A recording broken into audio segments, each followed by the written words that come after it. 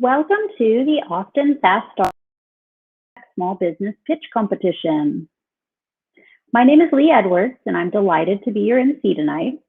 I'm the Senior Vice President of Business Development at Embark, an accounting finance consulting firm. I'm also a Notley Fellow.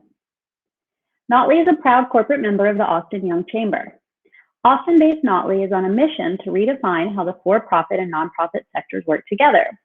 As a recent alumni of Notley Fellows, I can personally speak to the caliber of humans this two-year program brings together and the opportunities and connections that stem from this expansive network of like-minded young professionals. To learn more about the Notley Fellowship and how you can join our growing community, visit notleyfellows.com.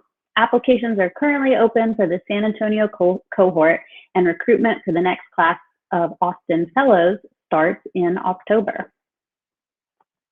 Today's virtual Austin Fast Start is a reoccurring pitch competition designed to support Austin's early entrepreneurs and startups. The event is a partnership between the City of Austin Small Business Program and the Austin Young Chamber. The Austin Young Chamber is focused on developing young professionals to be dynamic business and community leaders. They're dedicated to providing opportunities for you to connect and engage around topics that are relevant, meaningful, and transformative. The Austin Young Chamber runs many programs throughout the year that promote business and talent development, entrepreneurship, civic engagement, and community growth, over 50 programs annually. We encourage you to hop on the Austin Young Chamber website at austinyc.org to learn more about becoming a member and engaging with us throughout the year. I want to take a moment to thank our event sponsors, Texas McCombs MBA and Texas McCombs MSTC. At this time, I'd like to invite Christy Jenkins with Texas McCombs MBA to share a few words about their program.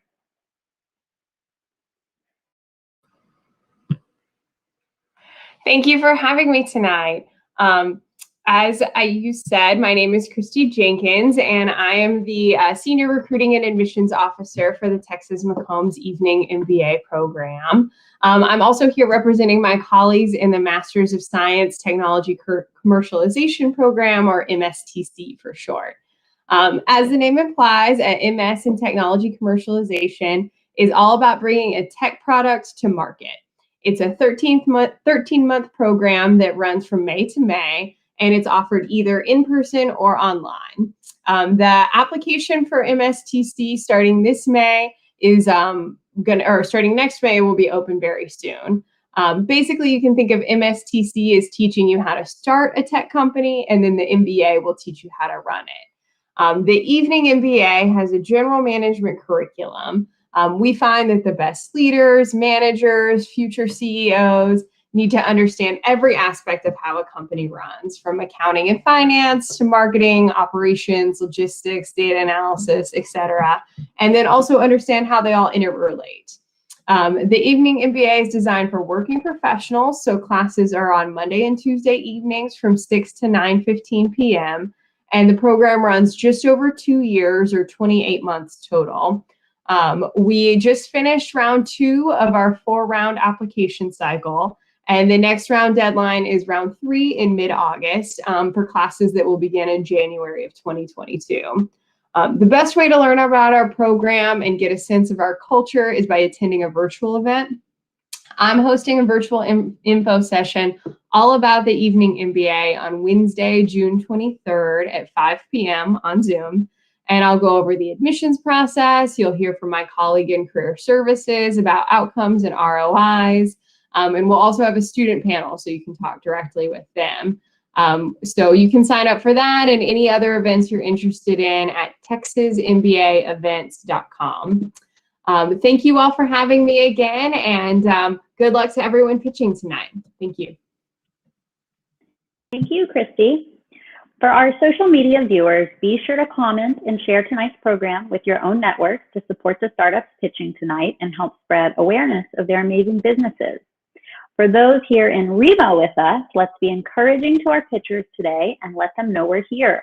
Show your support in the chat with your fire emojis, +1s, and thumbs up, and please remember to be nice and respectful. Now, a little bit about how we got here today. From January through May, the Austin Young Chamber accepted applications from local social impact-based startups. Many businesses are taking on society's most challenging problems as an integral part of why and how they do business. Social impact businesses include those that are harnessing the power of business by using profits and growth as a means to a greater end, positive impacts for their employees, our communities, and the environment. The applications received were scored by 4 judges representing the small business, startup, social impact, and investor communities. From that scoring process, we determined our top finalists who are pitching tonight. Now it is my pleasure to introduce our judges. Judges, when I introduce you, please turn on your camera and give us a wave. Sophia Java Harry, Programs and Volunteer Manager at 3 Day Startup.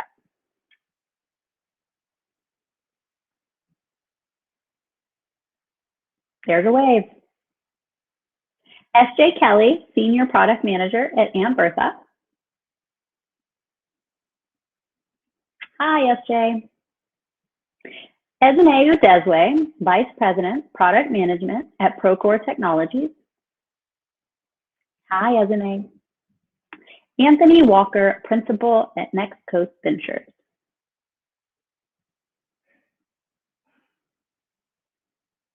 Thanks, Anthony. Thank you, judges, for your time and expertise in the application process. Tonight, each finalist will have 5 minutes to make their pitch, followed by 8 minutes of Q&A with our judges and audience. Finalists, remember to keep your eye on the clock. We do have control of your AV. To our audience in Remo, if you would like to submit a question to a finalist for the Q&A session, you can enter it into the Q&A tool on the right of your screen. Tonight's winner will be determined by a combined judges score and audience vote. Judges will score each finalist to account for 80% of their score, and the audience will vote for the remaining 20%. After all 4 finalists have pitched this evening, we will display a text to vote number for attendees to cast their vote for the best pitch. So let's get started. Our first finalist is Common Sense for Kids, pitched by co-founders Kelsey Coburn and Elise Curry.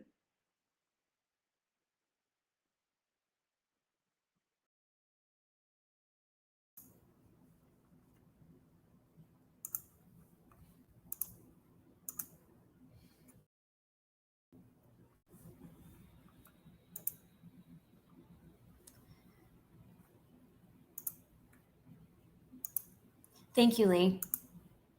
How many of you have ever considered your financial situation or learned a valuable lesson about money and thought to yourself, wow, I wish I'd known this earlier?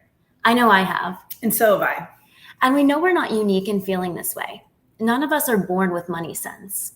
Instead, basic personal finance principles are often learned through our own trial and error because there's no standardized financial education. It's a systemic issue that leaves us ill-equipped to manage our finances and affects more than 78% of Americans. The solution? Make sense of sense and eliminate bad behaviors before they become bad habits. True social change occurs when you address the root issue, not just the symptoms. Common sense empowers families to teach financial literacy through a redefined lens that lays the foundation kids need to make financially responsible decisions throughout their lifetime. Consumers now more than ever are looking for a trustworthy resource to help them teach their children money sense. We know this because digital interactions for financial education are at an all-time high. Click-through rates for education and finance are triple what is considered standard success. And keyword searches like financial literacy books are up more than 1,300%. These sound like healthy numbers to me. Our product is a blend of gamified interactive learning and offline fun. Each month, children and their parents receive access to online interactive games hosted by CC the Coin and his Finance Farm friends. Each online module introduces a new personal finance concept and is complemented by sensory and play-based activities. These modules make up the Common Sense Learning System, which is designed to deliver fundamental financial concepts in a purposeful sequence to kids. We partnered with child education experts to deliver high-quality, evidence-based teaching resources, again, hosted by CC the Coin and his Finance Farm friends. With this method, knowledge compounds, as does kids' interest, resulting in long-term retention. Here's a visual representation of our money map.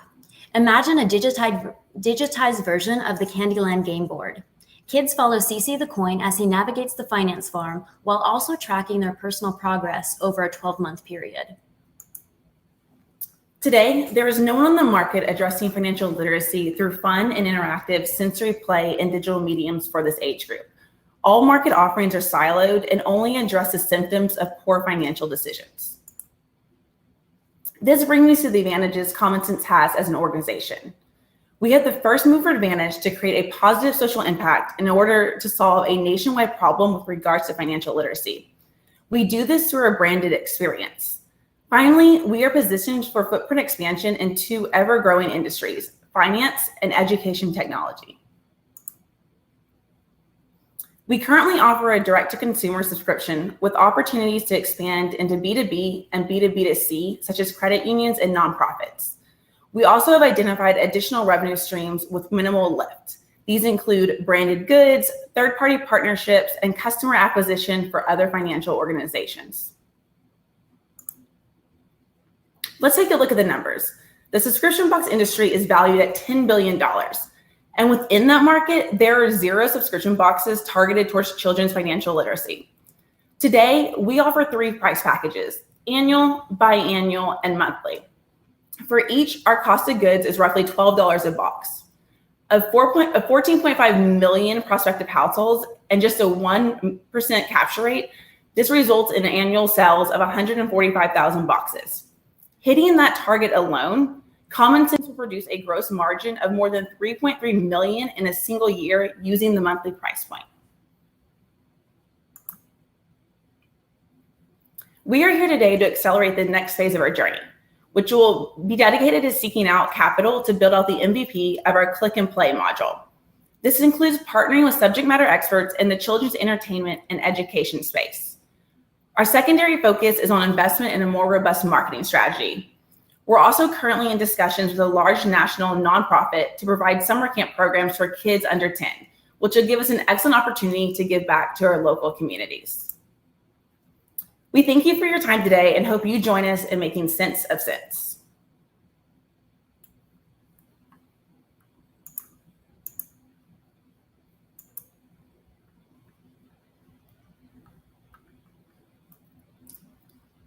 I don't know, I think she's on mute. Lee, I think you're on mute.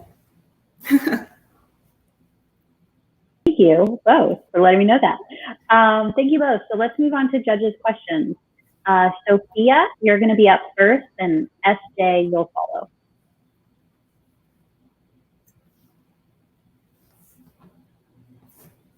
Hello, great presentation. I really like the idea behind all this. I think about kids, being their own streamers, making their own money. I think this is going to be super advantageous to kids now and in the future. My question is, and I apologize if I missed it, what age group is this targeting? This is built for children under 10.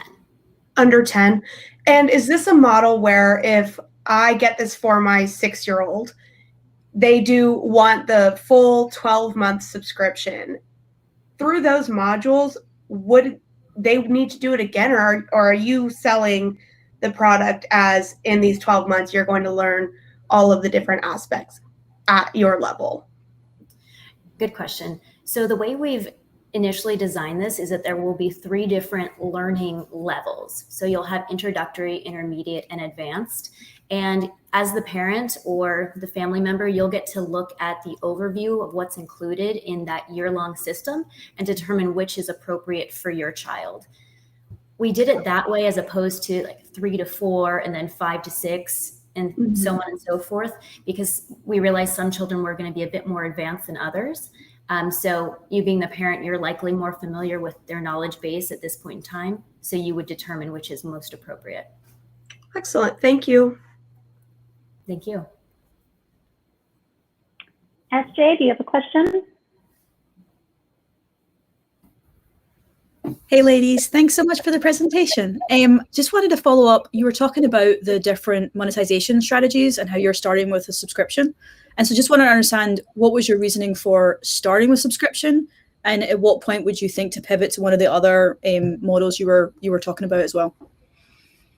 Yep. We started with the subscription just because we realized parents were searching more and more, especially when COVID hit and the responsibilities were put on parents to really teach and educate their child more. And so based on the market research we did, it really was discovered that parents have a need on how to teach money sense to their children. And that's why we decided to opt for the direct to consumer subscription model first.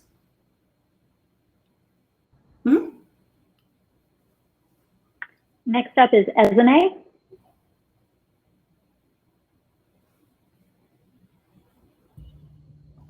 Hi, ladies. Really good pitch. I wanted a little bit of clarity on traction.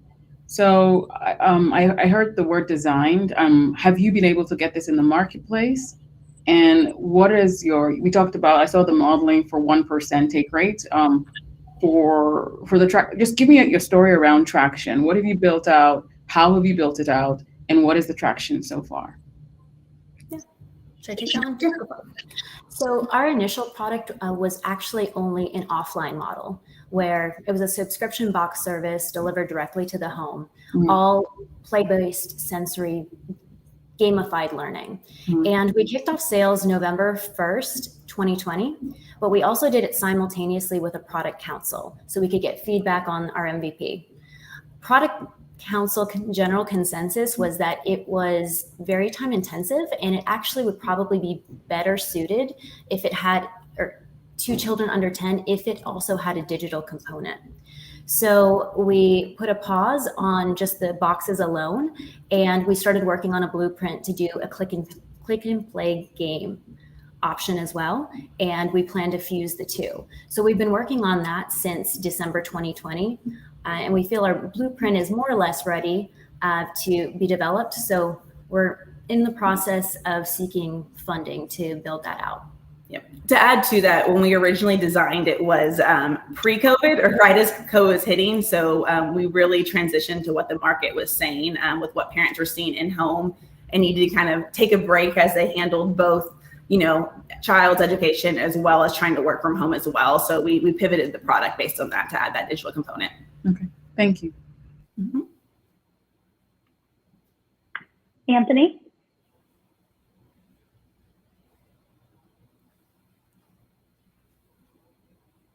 Hey ladies, great presentation. I think you laid out a credible value proposition and demand case. Talk to me a little bit about customer acquisition, go-to-market strategy. Do you envision marketing directly to parents, to schools? Help me think through how you actually increase awareness of your product and your service. Yep. So we actually originally had a marketing brand or strategy just for marketing towards parents. And really focusing on those digital components and social media. But simultaneously, at the same time, we do have a third teammate who is out doing business development leads with educational programs as well as nonprofits. Whereas what you saw in the pitch deck, that we are getting some traction with some nonprofits to offer this at summer camp programs as well. And that is mainly because we realize that this product is likely going to appeal to a higher socioeconomic class that is thinking about some of these concepts. And we wanted to make sure that we could also deliver this same content to a market segment that may not be out there looking for it. So that's where we came up with the idea to also partner with various nonprofits that focus on children's education, so we could offer it simultaneously to them. Great, thank you guys. Thanks, Anthony. We have time for a couple of audience questions. I'm going to see how many we can get in. Will there be a free version for onboarding? I'm a grown-up, but still a child at finances. You might find more of me out there too. Maybe open up to a knowledge level versus age. Yep, absolutely. So we actually have in our roadmap to do almost a mommy and me type program where we offer the educational components to really anyone. And again, the idea behind this was to empower families teach finance to their children, as we often have found through research that children go to parents to find out their advice for their money. And we realize that not every parent is going to feel prepared and as if they are the subject matter expert. So while we are at the end of the day looking to provide that financial base to kids, at the same time, we are making sure to educate the parent in any way possible on that financial education too. Makes sense. Our boxes also come complete with a parent guide as well. Mm-hmm. And the parent guide has various talking points and suggestions for introducing various financial concepts to your children, and just some play and imaginary games you can play with your kids to really drive concepts home for retention purposes. Great. I saw the 1 minute. We'll add one final one. Can I move my child from intermediate to expert if I notice they're flying through it? Yep, absolutely. It is a month-to-month box that you will get. So even if you sign up for the annual one, we're not going to ship you all 12 boxes at the same time. So you always can reach out to customer service, and we will make sure to get you the right level for your kid. Very good. Well, thank you both. We'll wrap up. Thank you, everyone. Appreciate it. Next up, we have High Note, pitched by founder Amy Papermaster and co-founder Erin Papermaster.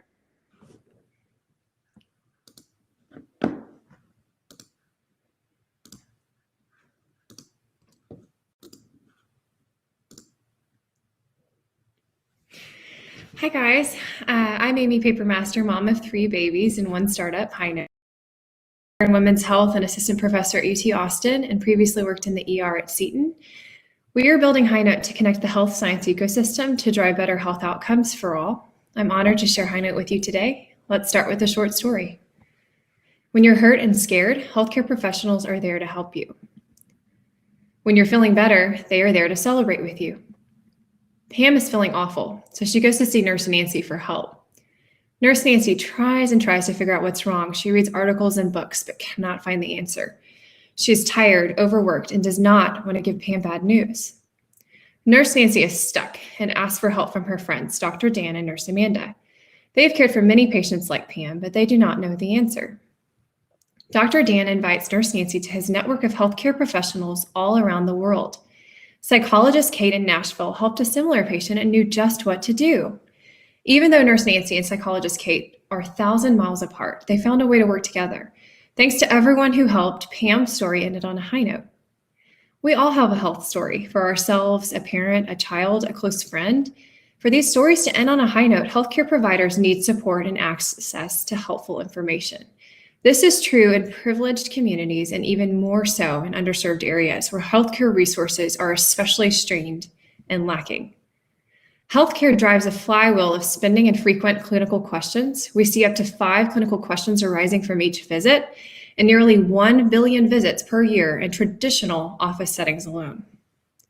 Healthcare professionals do not seek the answer to 50% of questions, largely due to doubt that they can find a helpful answer. There is no cookbook, and this expansive healthcare system is siloed. These challenges are costly, both in terms of lives and dollars. Healthcare is hard, and we all need it. How and where we receive care is changing rapidly, but whether in a clinic or through an app, healthcare providers are the foundation of care. This foundation is cracking due to burnout and lack of support. We must fix this so that providers can fulfill their calling of helping people like Pam. High Note helps healthcare professionals share knowledge with colleagues across the country and around the world. To do this, we've developed a web and mobile app where members can ask, answer, and stay up to date, and a knowledge marketplace. Clinical puzzles and questions arise all the time. They are discussed, but rarely captured. Only those directly involved in the discussions have a chance to chime in. On the right side is a screen of our live web application showing how physician, nurse, or therapist in High Note would post a new question to the platform where a diverse and trusted network can see it and share their thoughts. It is our goal that High Note is as helpful and handy to use as a stethoscope. Traditionally, when a solution is found, it's usually shared with just a few people. Just like your local barista who knows just how you want your vanilla half-caff latte without the foam, that knowledge stays with that provider or a small group rather than being shared with others facing that same question or challenge. High Note helps the expert at a local clinic reach all a way across the country or around the world. High Note's end user are the individual healthcare providers. With our B2B business model, our customers are healthcare organizations. Healthcare professionals can send and receive invitations to High Note from trusted colleagues. Our distribution model includes virtual and traditional healthcare organizations and associations. We think about our go-to-market in 3 phases. We've started by capturing and facilitating the existing behavior and informal consultations and knowledge sharing with women's health as our initial focus area. Our second phase will add content sources and synthesize the most important nuggets or high notes for a given topic, such as a patient's condition, medication, or symptom. We will also introduce our paid premium subscription tier. And finally, we aim to roll out a new digital marketplace for biomedical literature.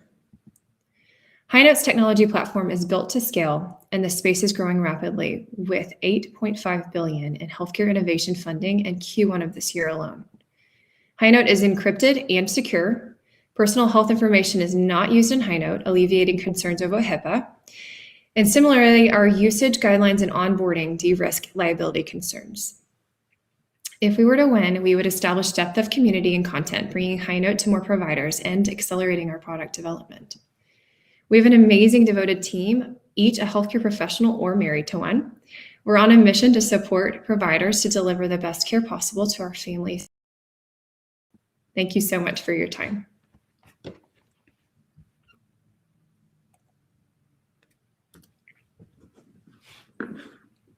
High Note. Let's move on to questions. SJ, you're up first. As an A, you'll be next. Hey guys, thanks so much for the presentation. You already pre-answered one of my questions, which was around about PHI and HIPAA, but my follow-up to that was understanding how do you moderate to make sure that even if you don't expect them to enter it, how are you ensuring that they're not? Because I know that's a question you'll get in the sales cycle, particularly from large healthcare systems, is understanding how you're avoiding that. Sure. So we've got a handful of ways we're going about that. Initially, we reiterate throughout the application through guidelines and tips to help remind our members, our users, as they're going about using the platform, not to use PHI.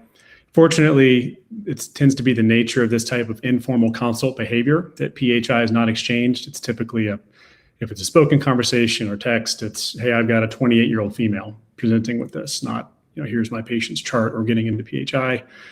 We also provide the ability for any member within the platform to report any post or comment or piece of content if they see something that catches their eye, either, again, in this case, if it's of concern that it has PHI. And as this matures, there are also some nice automated capabilities, kind of monitoring capabilities that we can add that'll listen for keywords and patterns that are indicative of PHI being shared. And the alerting piece, the reporting piece you were talking about, that's already live? Yes. Yes, ma'am. Okay. Thank you. Thank you. Thank you. As an A?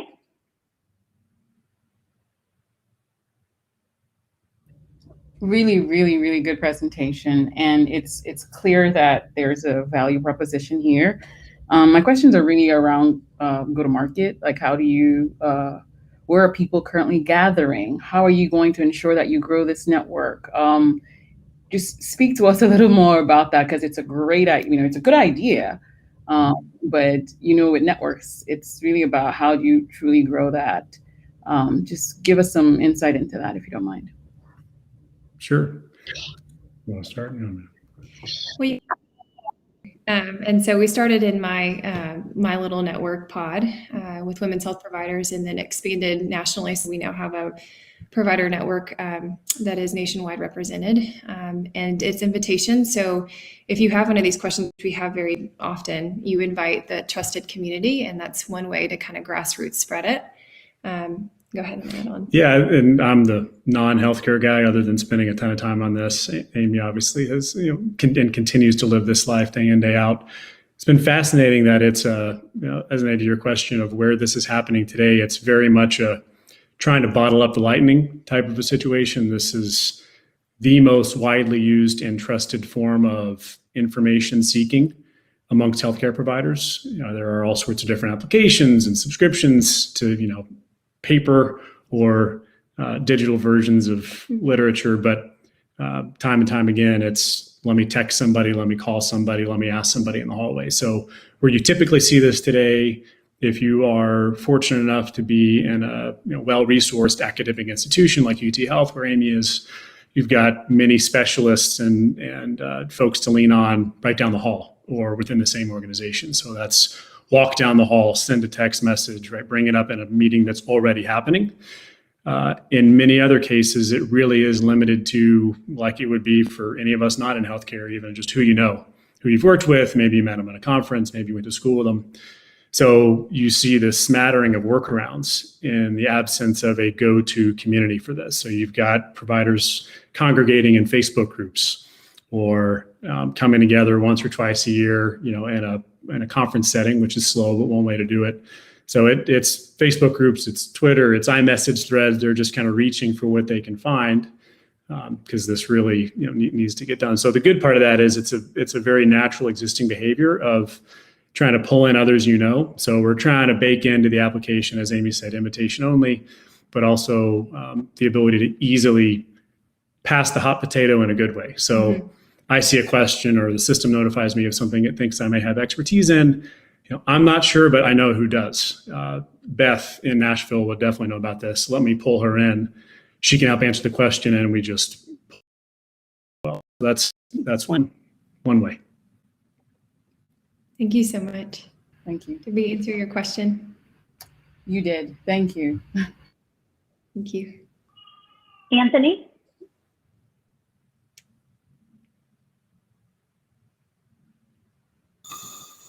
Great. Great presentation, guys. One question for you. So understanding that all of the participants in the network are healthcare professionals, maybe just help me think through how you validate the advice or the recommendations provided by the participants. Is there upvoting for posts? Help me think about the quality filters that are in place for the platform. Sure. Yeah, I'll share my thoughts initially. Great question. Certainly an important one in any community where you're largely relying on the expertise and knowledge of the crowd to an extent. So, Anthony, as you mentioned, we do initially have upvoting in the form of marking as helpful. So any post or comment, you can thumbs up and mark as helpful. We've got it set up to where the cream rises to the top, so to speak. So the best and most helpful answers to a question, for example, rank highest. The author of a post can mark what they feel is the best answer to a question. So if somebody else has that same question, they can more easily see, instead of having to read through this thread, they can see easily what the answer was, at least by that author. That's right. So yeah, one way, as I've just seen in other successful communities, Stack Overflow, a similar one that made some good positive news this week. Largely, community and kind of as determined by the crowd, right? What's being most well received tends to rank highest. And then as far as additional credibility, the invitation only model, again, we're relatively early with this, but tends to help. We'll pull in others that they already hold in relatively high regard typically, and we're seeing that. And we're doing some validation as well during onboarding of credentials, areas of expertise and things like this. Also combining that with evidence-based resources. So we find that a lot of the authors will answer with an article or a guideline saying, hey, this is an interesting case, perhaps even a zebra case on a rare disease, but here's a case study. Have you seen this? Or here's what my experience has been. So it's a combination of advice, but a lot of these folks are experts in their field. So they are very familiar with the best evidence available, layered on with that expertise, which is the real value of having all of these people in one place. Thanks, guys. It's great. Thank you so much. Appreciate it. Sophia? Thank you both. That was a really beautiful presentation. So I'm going to keep this quick. We're running out of time. Can you very quickly, I'll just answer, if you'll answer, from the user perspective, I have a specific question. Am I looking through your platform by a series of filters? So speech pathology, swallow study, insert problem here. Or is this more like a Google search function? I ask my question and your software system filters, finds keywords, and matches me with the most appropriate thread. Great question.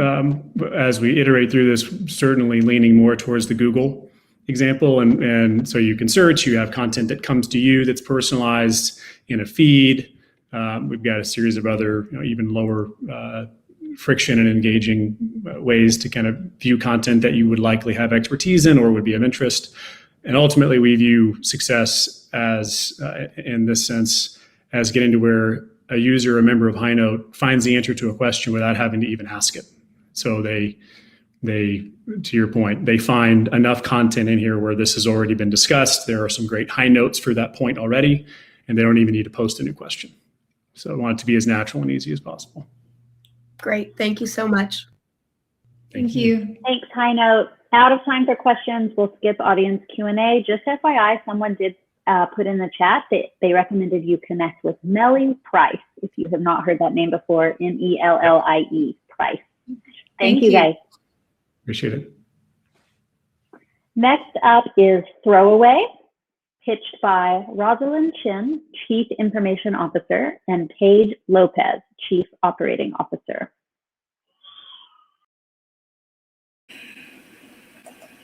Okay.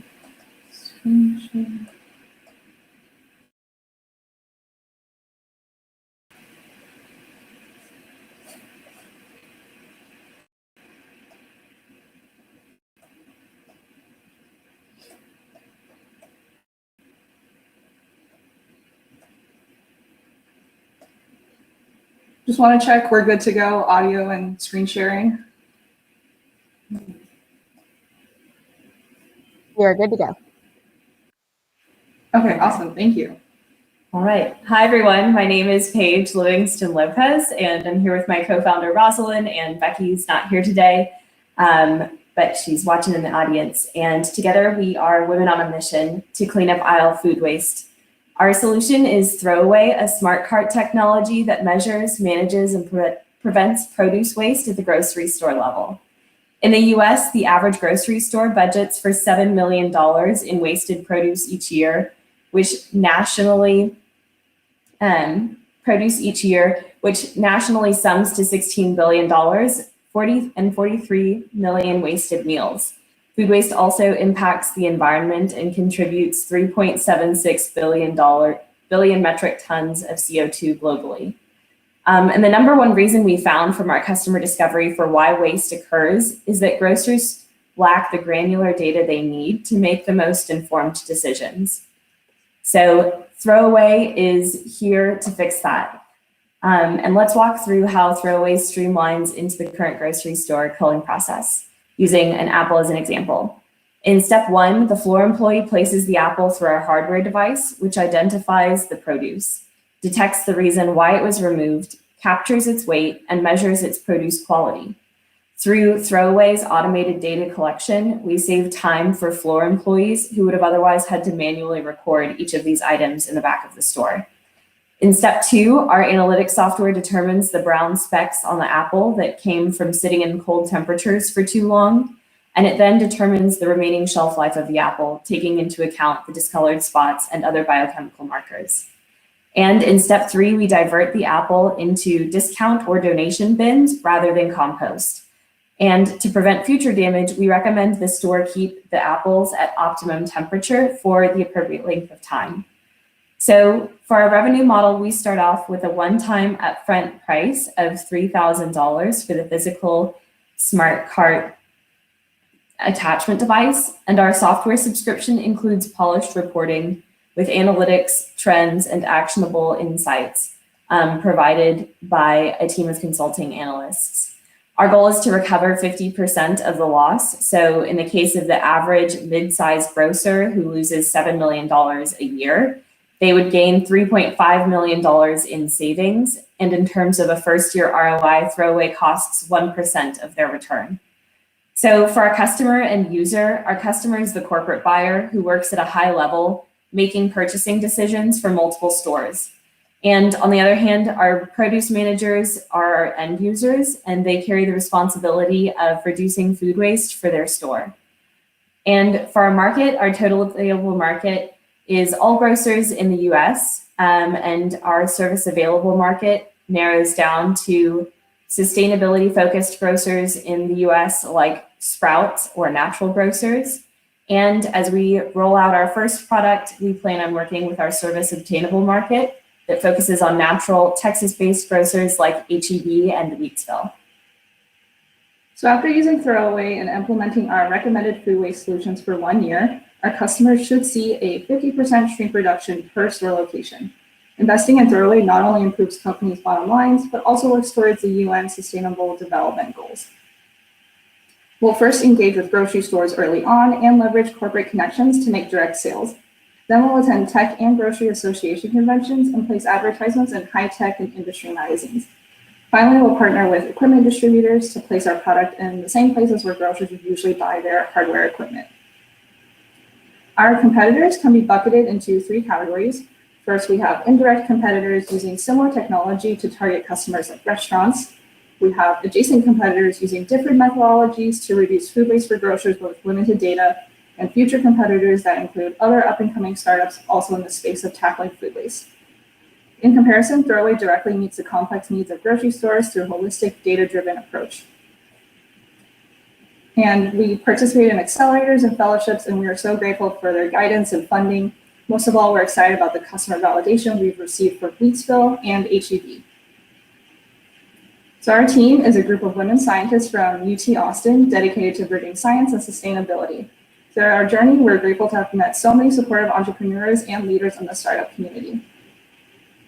For our immediate needs, the prize money will be put towards prototyping, where we want to partner with mechanical engineering students in the UT Senior Design Program to build out a second iteration of our hardware MVP. And to wrap it up, Throwaway empowers grocery stores to reduce their food waste by providing the information they need. Thank you.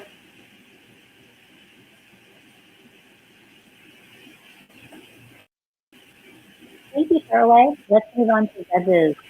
Esme, you are up first, followed by Anthony. Hello, Pedro. Really good job. Again, the impact here is really, high. It's really a matter of execution, right? So, how far along are you? I know you're working on a prototype. What is the intent here? To manufacture in the United States? Is it patent protected?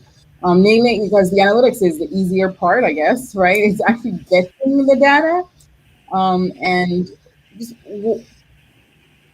do you have any intentions to going beyond individual items going through the sensor visually and doing bulk? So just so much around the hardware side that I'd love some more insight from you on where we really are with this product. Sure. So we do think big.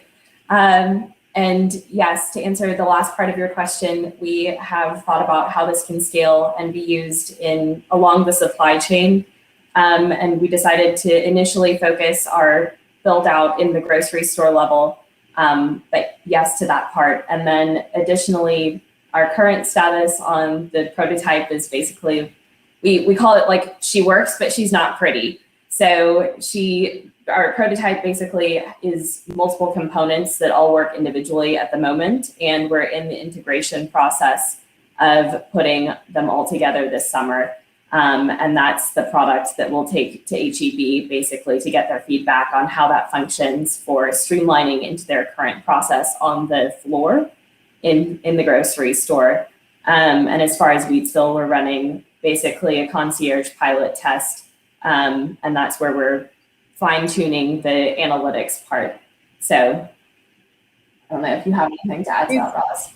Can I have a follow-up? Like you Sprouts or Wheatsville, like how did that go? Are they repeat? Are they asking for this again? I guess that's a quick question. Yes, to Wheatsville for a little over 2 months now.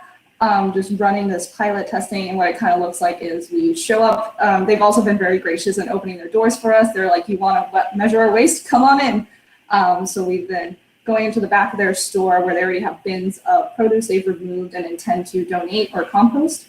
And then we just kind of measure it ourselves, and then we've been running the analytics on our own times.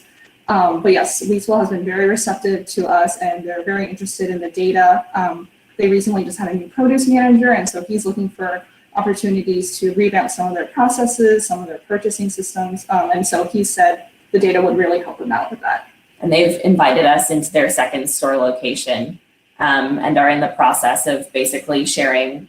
We're about to start sharing data, so we're getting contracts signed and in order for that part. Thank you. Anthony?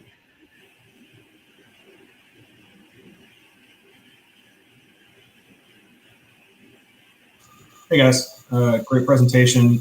So the value proposition to the store seems significant. What are the limitations of the technology? Does it only work on produce? Is it all types of produce? And what did you learn from your initial trials that you hope to improve with the next iteration of the hardware? So right now the prototype recognizes 130 pieces of produce or produce types. And I think one of the things that we'll have to consider as we move into more grocery stores is initially focusing on sort of the high yield. So like avocados are, the love and bane of everybody's existence because you don't know when they're ripe visually. The second part are bananas are often a tricky one. So we'll probably start with categories like that as we begin in grocery stores. But we have a larger set right now. And then I don't repeat the rest of the question. The iterations that you hope to make, beyond just making it pretty for the second version of the hardware. Oh yeah, definitely. So right now it's very much like a kind of packed it in your garage kind of prototype. So it's separate components that they all function. But this summer our goal is to integrate them as a first MVP.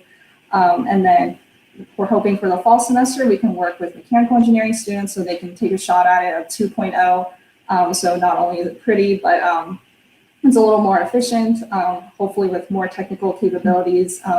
Biosensors is something we would love to incorporate.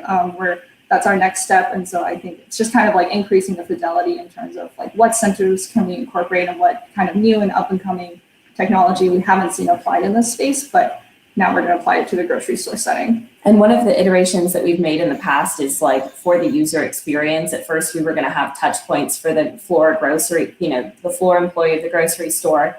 And then we went in and we're talking to everybody and we were like, okay, that's a thumbs down. They were telling us about how they, had experiences like that in the past and they were using manual worksheets and they were like, please, can this be touchless? And we're like, yes, we can make that happen. So that's one of the iterations that we've made, especially that happened very early on. And to Rosalind's point, our conversations with HEB have been very special because basically we've had a conversation with their corporate emerging tech team and they were like glittery eyed because we were like, okay, so basically this product, in the future, if we incorporate biosensors would essentially give you a lifespan of the produce and tell you where that piece of produce falls on that. And they got really excited for the curbside possibility where they're like, oh, so we can deliver amazing value to our customers because now they're getting avocados that are ready for that day for their party for guacamole, or they can pick them a week in advance. And then also from a food waste perspective, you're using food when it's ready to be eaten. Great, thank you guys. Sophia?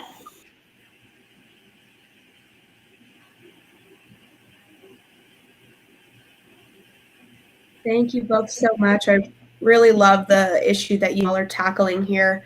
My question is, it has, of course, to do with the hardware.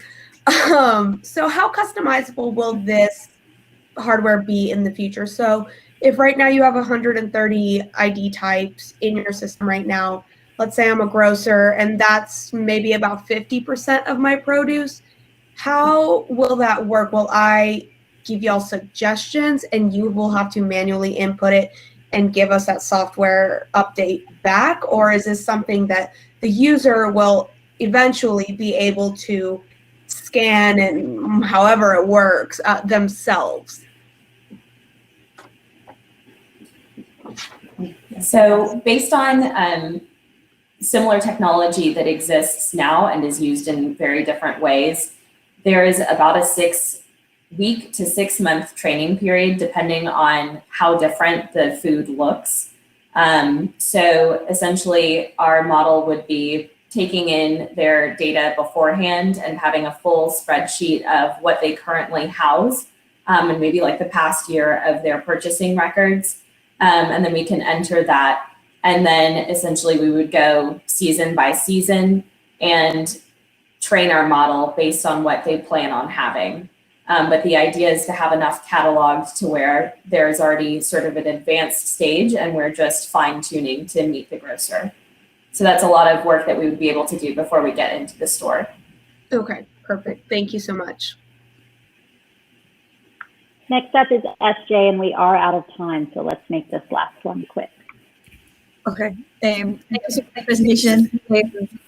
The question I had was around about just how much time does it take to process each item? I'm just thinking, like, on the floor, how much time is that adding to all of their other activities? And where is it now? And do you have an idea of how much you can shorten that? Right. So right now you might see it when you go grocery shopping, but they're already like removing items one by one and putting it onto their carts, and they're kind of separating it, on the floor, either compost or donations. And the idea is that because our device is kind of in the middle, it's kind of an intermediate step point. It ideally would not add any time to this culling process that they're already doing on the floor of the grocery store. And that's kind of where we got rid of the touch points, which would have added. So the reason why most grocery stores don't track their waste is because manually recording takes a lot of time. And so we've essentially just put this recording device in the middle of where their hand drops the food and where it goes to whichever bin it's going to go to. Thank you. Thank you, Throwaway. For our final finalist tonight, we have Clusive, pitched by Luke Simoner, Chief Executive Officer.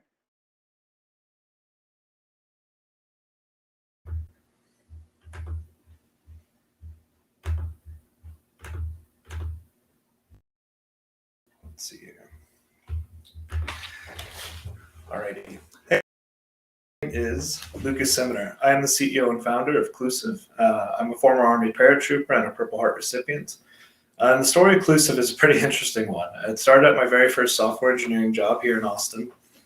I was an engineer for a multinational insurance company, and they came under a lawsuit for Title III violations, which essentially means our website was inaccessible. It didn't meet the ADA requirements, and the government was going to sue us. And that led to our CEO sending out a message, and he was really scared. He was really worried because all these consulting firms charge absurd amounts of money, and the lawsuit itself can be very damaging. That's just to the image of the company and to the finances of the company. And so I had this crazy idea of 1099ing an actual visually impaired or blind person to sit next to me, and where he found a break, I would implement a fix in the code. This ended up working incredibly well. And the most inspiring part of that was, at the end of this situation, we mitigated the lawsuit. The company was no longer getting sued. We'd cured within the time. And the visually impaired and blind user that we had hired to sit next to me looked at me and said, "Luke, this is the first time in my life I felt intellectually valued." And that right there spurred the idea of, how do I scale this? How do I change it? To make it even more impactful, the blind person was my stepdad. And so what I found along the journey was that in America, we have a really big problem. A huge problem. There's a less than 20% job placement rate nationally, meaning that of every visually impaired and blind person that comes to the government seeking services, help with getting a job, placement, only 20% are successful. And of the 20% that are placed, almost 100% of them are underemployed, typically relegated to menial labor for menial wages. There's no way to upskill currently. There's no technical training programs. It's a very hard ordeal. And so a lot of times what we face is that people lose hope in these systems. They rely upon Social Security, and they'll lose their agency too, because to get a job as a visually impaired or blind person, you have to live in a city center.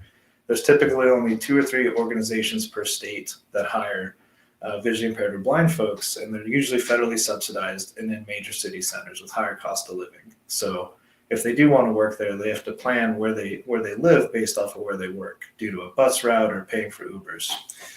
So that being said, the solution. Clusive, we've developed the world's first e-learning platform for the visually impaired and blind. And it's not just for them, it's also built by them. We employ currently 6 visually impaired and blind user engineers. We call them user experience engineers, or just experience engineers in general. But what Clusive skill set is the e-learning platform is job track specific, focused on 2 task trainings. So meaning, the very first program or job track that we're launching with is focused on sales and SDRs, tech sales. The average salary would be double what the average visually impaired or blind person is currently making.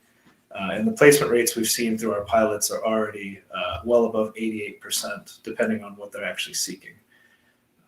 So we train 2 tasks, meaning software specific. So we train per the CRM that they're going to use. We train the user experience to a very specific and very high level so that they are comfortable exploring software, which has a lot of net benefits, right? They can now work remotely. They can now regain their agency because they can explore more softwares and they feel confident in doing this. And this isn't provided anywhere else. And so a lot of times, we wonder how big this problem really is. And we get to the fact that there's 7.5 million visually impaired and blind people in America alone. And through our pilot with the state of Florida, we discovered that there's roughly 3,600 people that are waiting to be trained right now that would fit this. And if we go to a national scale, there's about 52,000 visually impaired and blind folks waiting for training. This would cover the SOM right here, the serviceable obtainable market. So our market validation, we've completed a pilot with the state of Florida. We've got 2 more scheduled, one of which will be paid. And right now we've just really been growing, and we've got demand. We've got a wait list of 25 different states currently waiting for us to launch, and we're fundraising to take our MVP product into a scalable SaaS solution. So thank you all for the opportunity, and that growing into a scalable SaaS solution will be what this funding goes towards. Thanks.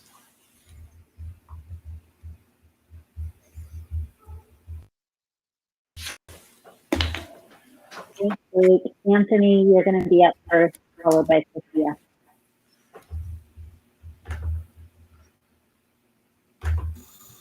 Oh, here we go. Thanks, Lucas. This is fascinating, to say the least, and great presentation. I'm curious, just as you think about moving to a SaaS-based platform, how you think about uptake from organizations. So right now, it sounds like you're working directly with states. Is the plan, to transition to working with corporations and for them to pay for the SaaS solution? Or do you stay working with governments, municipalities in terms of your sell-through? So we actually are going to have 2 separate product lines. The first of which is correct, as you said, largely B2G and B2B in the sense that the government subcontracts out some training currently. The business to government side will never go away though, because the divisions of blind and disabled services are typically what they're called. And their funding right now goes to training that's far inferior to ours. So we like to attack it on both ends, where we can create a skilled employee at the state level, but also create an accessible onboarding option for the enterprise level. So between both of those, we're really maximizing the opportunity for career growth for the visually impaired and blind user. Great. I'll pass to the next. Awesome. Thank you, Anthony. Thank you. Sophia?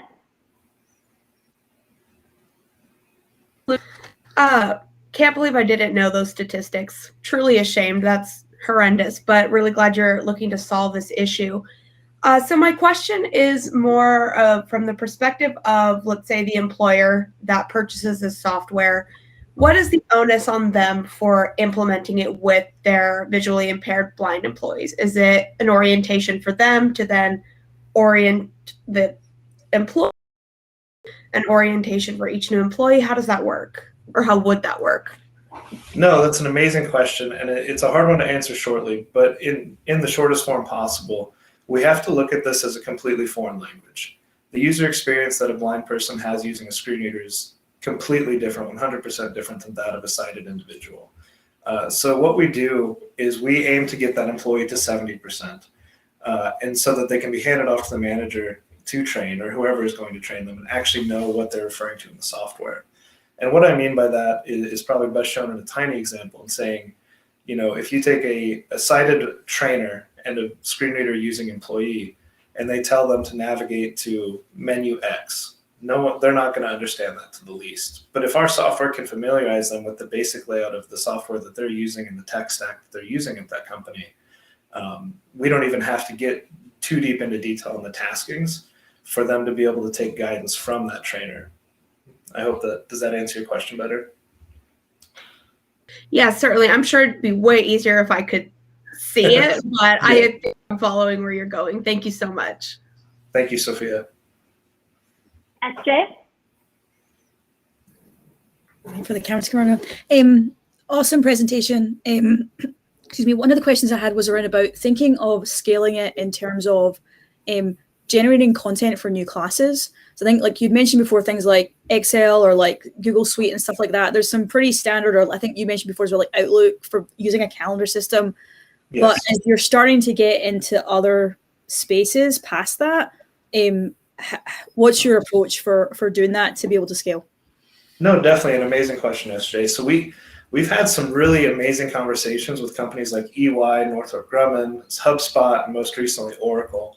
And of course, these are big companies with big sales cycles. But the ideation of channel partnerships will honestly be one of the biggest things, because these companies get to make social impact, but they also get to help and kind of create a pipeline for their own hyper valuable employees. So for example, Oracle has the nation's best SDR training program. It's pretty hands down. I wouldn't say objective, but that seems to be the consensus, right?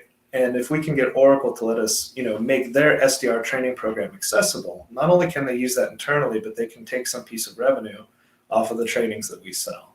So it really helps everybody full circle.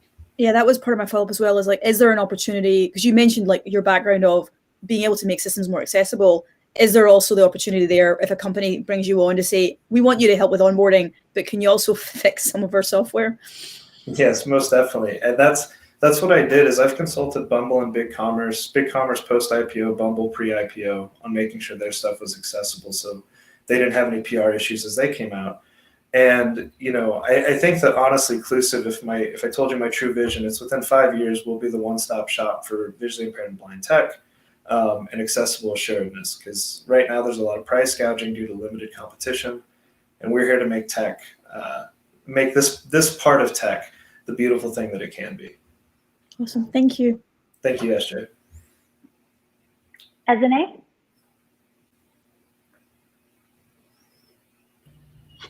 Hey, Lucas, thank you so much for this. I'm so inspired by the work here.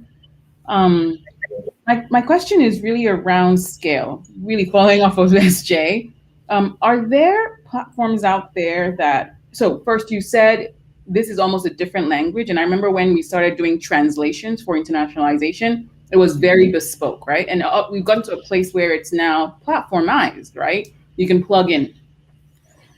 With the fact that you constantly have to work with each piece of content to make it fit the visually impaired, are there platforms out there that help with that translation at scale? Then maybe you take it to the last couple miles, and if they're not, are you planning to be that scaled enabler of this? Because it seems like that is where the opportunity truly lies. Yes, no, and you're wholeheartedly correct. Our IP is actually the translation. Okay. Our IP is the ability to do this at scale. Now, as we, machine learning, I should say ML and AI, they take a ton of data, and there isn't very much data in this field of work just yet. So that being said, eventually we will SaaSify this to the degree where human contact is greatly removed, just as translation engines are, like you mentioned. And I really love that analogy, actually. But our end goal is to actually be the Udemy of the blind in a separate third product line, where we can have a creator environment that a sighted creator can put the content in, and it is translated and transcribed into a way that a screen reader user can fully absorb the lessons that they want to teach. Because currently the saddest thing in the world is that in our time of open technology, visually impaired and blind people are left in the literal dark. And so that is an amazing question. Thank you for letting me speak that piece of it. Nothing in the Q&A, but SJ had an additional question. I'll kick to her. Yeah, I think just a follow up on there's a lot of different ideas you've mentioned, and there's lots of different streams. And even like I like the lofty goal for 5 years, but that's a lot to get done in that time. So how do you think of how you're going to focus and make sure you're executing on one before you're starting to move to the other stuff? No, most definitely, SJ. And we definitely don't have a shotgun blasted attention span. We have a lot of ideations because there's so many uses for this new tech. But we are hyper-focused and solely focused currently on this e-learning platform. We view that gaining market dominance within the B2G and establishing contracts within the government entities will provide us the mainstay of market share and familiarity within a hyper-loyal fan base or user base. And really quickly, since we have a second, to add to that, the visually impaired and blind community is incredibly loyal. If you find 5 to 10 blind people, we're at 0, but they're hyper loyal. I'll leave it at that. So establishing market dominance first and being the first here is a very big win on our part. Awesome. Thanks so much. Thank you, SJ. Thank you, Luke. So that does it for our presentation. Common Sense for Kids, High Note, Throwaway, Inclusive. Thank you all so much for your time.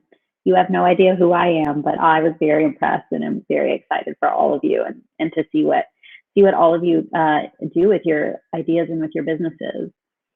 And now it's time to cast your vote. We are going to give you about 2 minutes to submit your text vote for the Austin Fast Start Social Impact winner. Look on your screen now for the text to vote number. Text 1 to vote for Common Sense for Kids. Text 2 to vote for High Note. Text 3 to vote for Throwaway. And text 4 to vote for Inclusive.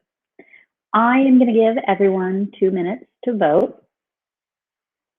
As we're waiting for our audience to vote and judges' scores to finalize, let's take a moment to say thank you to our Austin Fast Start Social Impact Prize Package sponsors. This prize package was carefully created to support early stage startups as they work to successfully launch their business and includes a $2,500 cash prize from the City of Austin, the Golden Ticket package from Capital Factory, a 3-month cohort experience with the Inc., a financial or HR consultation from DCFO, a marketing startup package from Honeycomb, 1 ticket to the 2021 Global Roundup Conference by 3-Day Startup, and finally, an annual corporate membership to the Austin Young Chamber. Thank you, prize package sponsors. We're almost ready to see who takes home the prize. Please join me in welcoming Jacqueline Mayo with the City of Austin's Economic Development Department Small Business Program to share a few words and announce our winner. Good evening, everyone. Can you hear me? We can. Awesome. Well, welcome. And I'm so glad to be here. I enjoy the Fast Start events a great deal. Thank you, Young Chamber, Austin Young Chamber, for putting this together. Again, job well done. Congratulations to our finalist. I was super impressed. I didn't know where to put my vote. You guys did a fabulous job. Congratulations. You should all be proud of the many things that you have done and where you're going. I look forward to following your success as we move forward. As Lee mentioned, my name is Jackie Mayo. I'm the Class and Events Coordinator for the Small Business Division with the Economic Development Department. We love our partnership with the Austin Young Chamber. Excuse me. They have been a fabulous partner, and we enjoy the innovative programs that they bring to our small business community. We can't thank them enough for all that they do and how much we appreciate them. And it looks like I just got a ding, which means I think we have a winner. I just want to say, in watching all of you, as I said, I didn't know who to vote for or who not to vote for. It was close. It was very close. So you guys should all be proud. And I want to congratulate, if I can get tiny drum rolls from the audience, little drum roll. Congratulations to Clusive.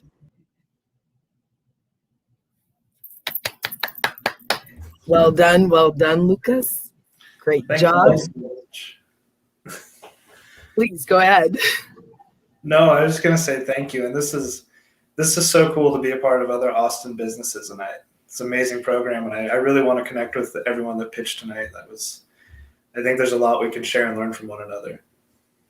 Well, I think your stepfather will be extremely proud since he was the nexus for this. And again, congratulations. Thank you all so much. Before I turn it back to Lee, I just want to remind everybody to learn more about the Small Business Division, please visit our website at www.smallbizaustin.org for the myriad of resources, programs, initiative events, and training classes that we offer the small business community. Again, thank you to Clusive, thank you to High Note, to Common Sense for Kids, and for Throwaway. You guys were fantastic. And with that, I'll turn it back to Lee. Thank you so much, Jacqueline, and congratulations to Luke. So we're going to do a photo op really quick. So if I could get Luke, AYC staff, you, Jacqueline, as well as our judges to turn on their cameras. The way this is going to work is I'm going to count down from 3. We're going to smile. There's going to be a screen grab. This is our post-COVID life, everyone. Waiting for Anthony, I think. There's Anthony. Do I need to go get my baby? Just kidding. He's asleep. I'm not going to go get him. AYC staff, I think you should be here. There's Alicia. Alicia, do we want Mel or are you the crew? I'm sure Mel would want me to say out.